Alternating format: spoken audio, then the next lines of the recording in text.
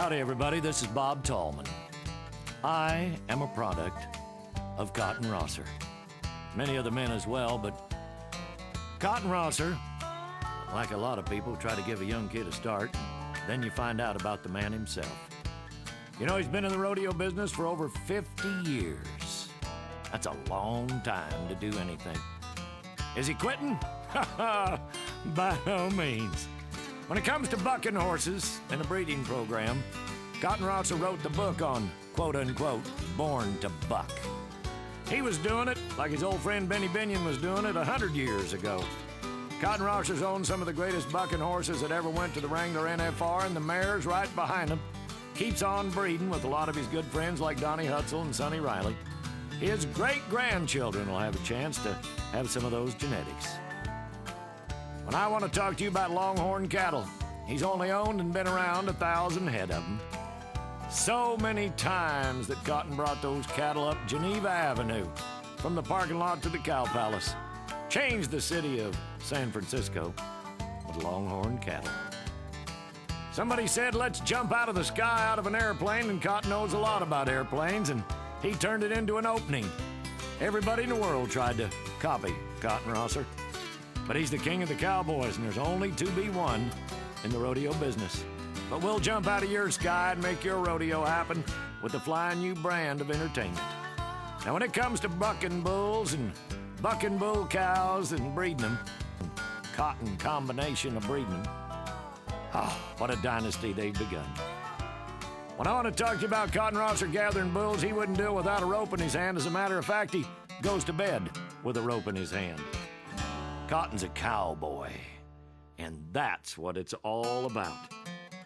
He'd rather get up in the morning and saddle a horse, tie his rope to the saddle horn, ride off into the pasture, or chase a wild bull than anything else in the world. But if there's an audience, he does it with a flair. Just like when he starts his day and puts on a pair of boots, and every pair of boots on his porch has got a pair of spurs on them. He ends the same way at night. He's entertained billions, I didn't say millions, but billions of people worldwide. And you really have to think about it. When he's out in his pasture, he's in his glory. It's God's world. Cotton, well, he's God in the rodeo business to so many people. He's made the sun come up, and I've seen him shoot it out of the sky and send it down to create a sunset. He set me and a lot of other people on fire just to get us to jump a horse through a ring of fire. Taught me how to fly an airplane. Not really good at landing it, but we could get her flown. He's let everybody drive the big truck, the little truck, cussed and discussed every rodeo and committee and system in the world, and changed it 15 times in the last 50 years. You know, if he hadn't let that old post hole logger catch his leg and drag him down on the ground, which would have killed a normal man, we'd have never had him as a rodeo producer. He'd have been a 10-time world champion saddle bronc rider. For a little boy raised in Los Angeles, California, that got him a job raking horse manure out of a stall in a stable in L.A., aren't we blessed to have just been alive in his lifetime? If I had to do it all over again, no, I wouldn't have tried to be like Cotton Rosser. I ain't cowboy enough. And if you open the dictionary today and look at the word cowboy, there's going to be a postage-sized stamp with a picture on it.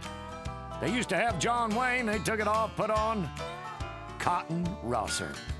Horton, we're proud of you.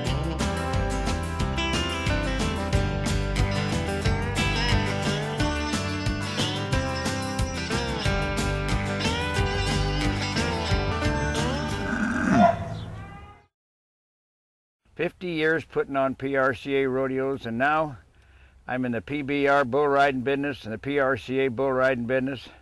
You know, people today want extreme sports. People want something that's wild and woolly, and rodeo and bull riding, that's what they get.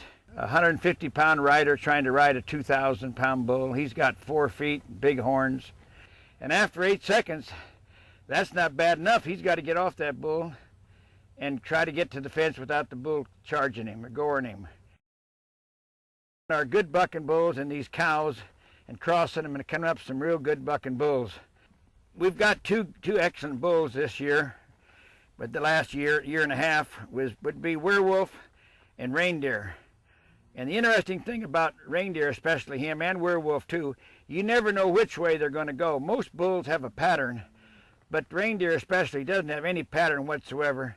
I'll guarantee you when he jumps out of that chute, it's like jumping onto a 40, 50 mile an hour freight train trying to hold on. He boils out of there and he kicks so high and jumps so high and turns back, and you don't know which way he's going to go. And it's the most athletic bull that I've ever seen in my 50 years of the rodeo business. And Werewolf, right along with him, his sidekick, is a good bull. And when you ride him, you'll always be above 90 points. And he's an outstanding bull because you never know which way he's going to go, but he's not as athletic as reindeer. In my lifetime, those are the two best bulls I've ever owned, along with...